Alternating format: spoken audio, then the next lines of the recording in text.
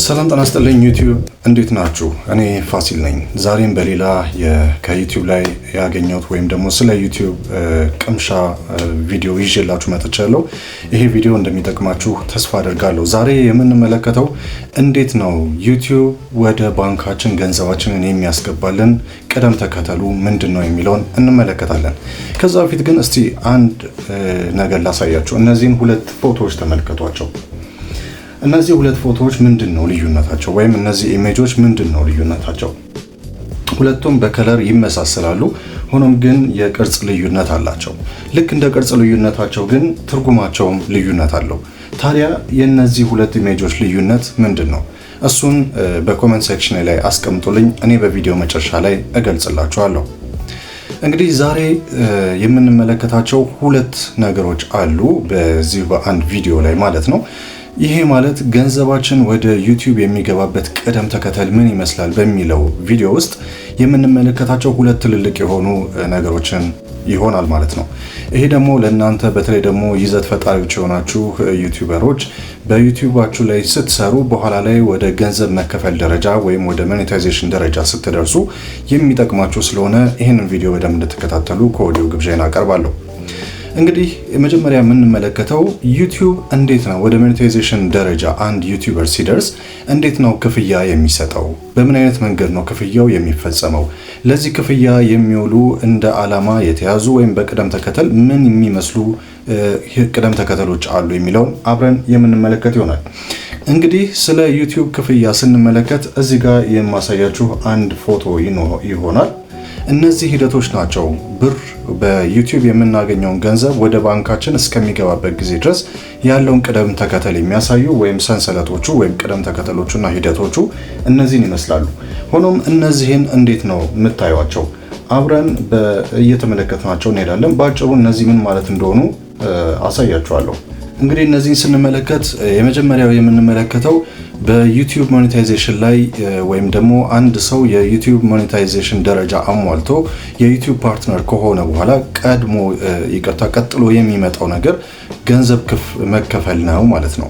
እንግዲህ ሁሉንም ነገር አሟልታችሁ ሞኔታይዝ ስትሆኑ የዩቲዩብ ፓርትነር ስትሆኑና ሌሎችን የሚፈለግባችሁን ቅደም ተከተል ስታሟሉ ቀጥሎ የሚመጣው ነገር ክፍያችሁን ከዩቲዩብ መጠበቅ ይሆናል። ታዲያ ለዚህ የምትከተሏቸው ወይም ደግሞ እናንተ የምትከተሏቸው ብቻ ሳይሆኑ ዩቲዩብም ራሱ የሚከተላቸው ቅደም ተከተሎች ይኖራሉ። የመጀመሪያው ነገር ማስታወቂያ አቅራቢዎች ያስፈልጋሉ። እነዚህ ማስታወቂያ አቅራቢዎች ወይም አድቴክ ኢኮሲስተም ይባላል ይሄ ሂደት። ስለዚህ ሂደቱ የሚጀምረው በጉግል አድስ በሚባለው ድርጅት ነው በኩል ነው ማለት ነው። ይሄ ማለት የተለያዩ ድርጅቶች ምርቶቻቸውን ለማስተዋወቅ የሚፈልጉበትን መንገድ ያሳያል። ስለዚህ ጨረታ ይገባሉ ማለት ነው። ይሄ ጨረታ በጉግል ሲስተም ውስጥ የሚገባ ጨረታ ነው ማለት ነው። ከዛ በኋላ እንግዲህ ጨረታው ማለት አንድ ተመልካች የእናንተን ቪዲዮ ከተመለከተ በኋላ የትኛው ቦታ ላይ ማስታወቂያ ባስገባ የበለጠ ደንበኛ አገኛለሁ ብሎ የሚያስብበት መንገድ ነው። ከዛ በኋላ ይህንን ጨረታ ያስገባል ማለት ነው። ስለዚህ አንድ ተመልካች ቪዲዮአችንን ከተመለከተ በኋላ የትኛው ቦታ ላይ ማስታወቂያው ማስነገር እንዳለበት ማስታወቂያው እንዲታይ እንደሚፈልግ መወሰን ይችላል። ከዛ በኋላ ማስታወቂያ ሰጪው ድርጅት ታዲያ ለማስታወቂያ የሚከፍለው ወይም ደግሞ ለጉግል አድሰንስ የሚከፍለው ክፍያ ይኖራል ማለት ነው።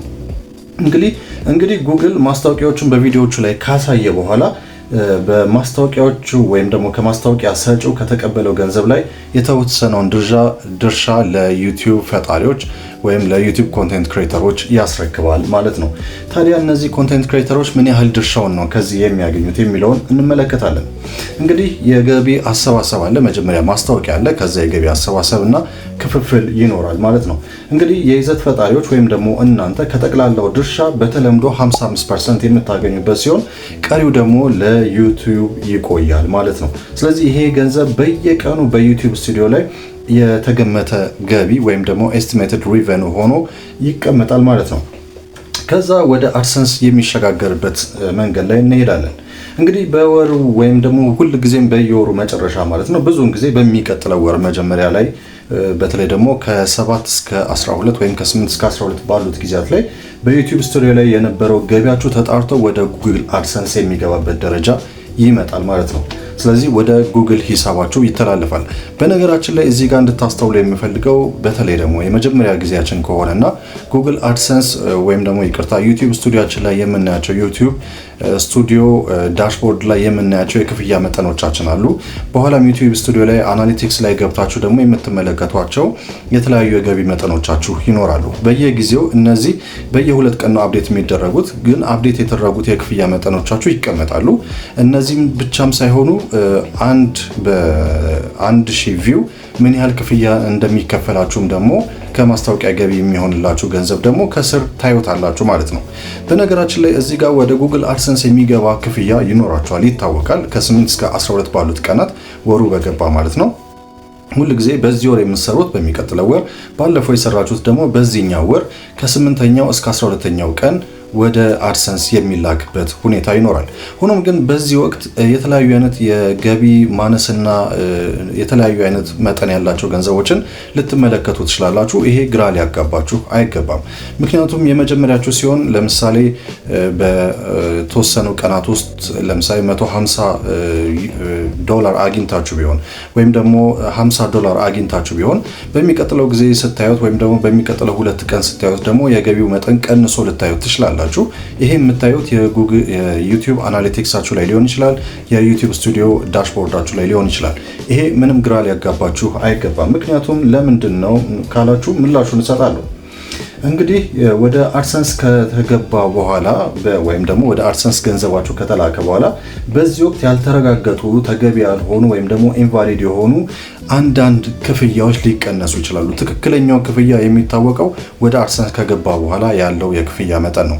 ብዙ ጊዜ የዩቲዩብ ስቱዲዮ ዳሽቦርዳችሁ ላይ የምታዩቸው ክፍያዎች ኤስቲሜትድ የሆኑ ወይም ደግሞ ኤስቲሜት የተደረጉ የግምት ገቢዎች እንጂ ትክክለኛ ገቢዎች ላይሆኑ ይችላሉ።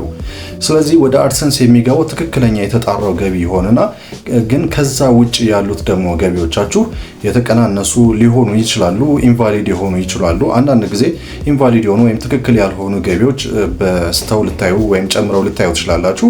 በሌላ ጊዜ ደግሞ ቀንሰው ልታዩ ትችላላችሁ። ይሄ ጤነኛ ወይም ጤናማ አሰራር ስለሆነ በዚህ ረገድ ግራ እንዳይገባችሁ ልትጠነቀቁ ይገባል ማለት ነው።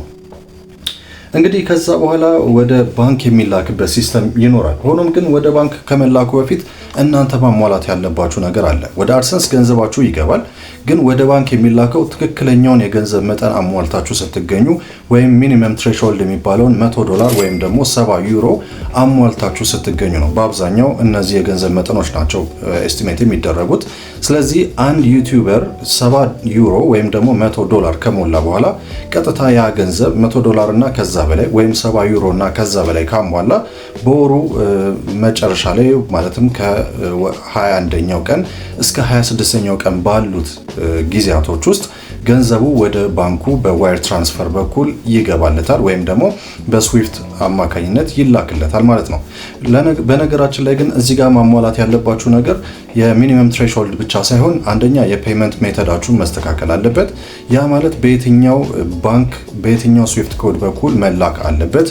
ሁለተኛ ነገር ደግሞ እናንተስ ትክክለኛውን የአሜሪካ የታክስ ኢንፎርሜሽን ሞልታችኋል፣ የአድሰንስ ፒናችሁ መጥቷል የሚለው ነገር ትክክለኛ ተጣርቶና ተሟልቶ መዘጋጀት ይኖርበታል።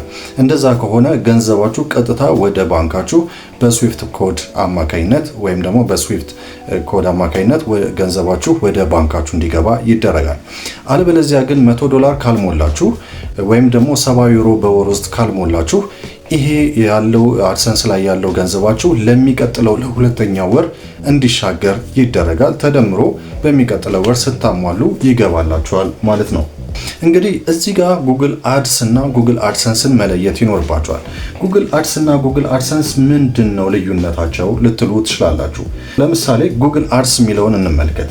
ለምሳሌ አንድ የጫማ ድርጅት ጫማዎቹ በዩቲዩብ ቪዲዮዎች ላይ እንዲታዩልኝ እፈልጋለሁ ካለ የሚጠቀመው ጉግል አድሰንስን ሳይሆን ጉግል አድስን ነው። ስለዚህ አንድ የጫማ ድርጅት ወይም አንድ የሆነ ድርጅት ማስታወቂያዎቹን ማሳየት ሲፈልግ ጨረታ የሚወጣው ከዛ በኋላ ደግሞ የሚያሳውቀው በጉግል አድስ በኩል ነው ማለት ነው። ከዛ እዚህ ድርጅቱ ጋር ለማን ይታይ በምን ያህል ዋጋ የሚለውን ከወሰነ በኋላ ለጉግል ክፍያ የሚፈጸምበት ሁኔታ ይመጣል ማለት ነው። ጉግል አድሰንስ የሚለውን ስንመለከት ይሄ ደግሞ አንድ ዩቲዩበር ገንዘብ የሚቀበልበት ሲስተም ማለት ነው። ምክንያቱም ገንዘባችሁ የሚገባው መጀመሪያ ወደ ባንካችሁ ሳይሆን ወደ ጉግል አድሰንሳችሁ ነው ማለት ነው። ስለዚህ ጉግል አድሰንስ የእናንተ ገንዘብ የሚቀመጥበት አንድ ሲስተም ነው። ጉግል አድስ ደግሞ ማስታወቂያዎች የሚያሳይበት ወይም ደግሞ ማስታወቂያዎች ወደሱ ተልከው ማስታወቂያ የሚያሳይ አንድ ድርጅት ወይም ደግሞ ከድርጅቶች ጋር ተስማምቶ በጨረታ ተስማምቶ ማስታወቂያዎቹን በማሳየት ለጉግል አድሰንስ ገንዘብ የሚከፍል ሲስተም ነው ማለት ነው። ስለዚህ ጉግል አድሰንስ ስንመለከት ለምሳሌ የእናንተ ቪዲዮ ላይ ማስታወቂያ እንዲታይ ሲፈቀድ ያ ማስታወቂያ የመጣው ከላይኛው ድርጅት ወይም ደግሞ ከጉግል አድስ ይሆናል። ከዛ ዩቲዩብ ማስታወቂያውን በእናንተ ቪዲዮ ላይ ካሳየ በኋላ አስተዋዋቂው የከፈለውን ገንዘብ ቀንሶ የእናንተን ድርሻ በአድሰንስ በኩል ይልክላችኋል። እንዳልኳችሁ የእናንተ 55% የዩቲዩብ ደግሞ 45% ይሆናል ማለት ነው። በእንደዚህ መንገድ ሁለቱ ልዩነት አላቸው ማለት ነው። ስለዚህ ይህንን ማወቃችሁ ደግሞ ለእናንተ እንዴት ነው ገንዘቡ ወደ ዩቲዩብ አካውንት ወደ ባንክ አካውንታችሁ እስኪገባ ድረስ ያለው መንገድ ምንድን ነው የሚለውን ይጠቁማችኋል ማለት ነው። እንግዲህ መጀመሪያ ላይ ወደ አስቀመጥኩላችሁ ፎቶ እንመለስ ወይም ሁለት ኢሜጆች እንመለስ። እዚህ ጋር የምትመለከቷቸው ሁለት ኢሜጆች የሚያሳዩት የጉግል አድስ እና የጉግል አድሰንስን መታወቂያዎች ወይም ደግሞ ብራንዶች ነው። ይሄኛው የሶስት ማዕዘኑ የጉግል አድስ ሲሆን ይሄኛው ደግሞ ነጥብ ያለው እንዲሰረሰረዝ የሚመስለው ደግሞ የጉግል አድሰንስ ብራንድ ነው ወይም ደግሞ ይሄ መታወቂያው ነው ማለት ነው። ስለዚህ ሁለቱም የተለያየ አይነት ዓላማ ነው ያላቸው። ጉግል አድስ ከማስታወቂያ ጋር የተያዘ ሲሆን ጉግል አድሰንስ ደግሞ የእናንተ ገንዘብ የምትቀበሉበት ሲስተም ነው ማለት ነው። እንግዲህ ለዛሬ ይሄንን ቲፕ ነው ይዤላችሁ የመጣሁት ወይም ይሄንን ቅምሻ ነው ይዤላችሁ የመጣሁት። ስለዚህ ለእናንተ ይጠቅማል ብዬ አስባለሁ። እንደምታዩት ተስፋ አደርጋለሁ። ያልገባችሁ እንዲብራራላችሁ የምትፈልጉት ነገር ካለ ደግሞ በኮሜንት ሴክሽን ላይ ብታሳውቁኝ ይደርሰኛል። በሚቀጥለው በሌላ ቪዲዮ ተመልሼ እመጣለሁ። እስከዛው ድረስ መልካም ጊዜ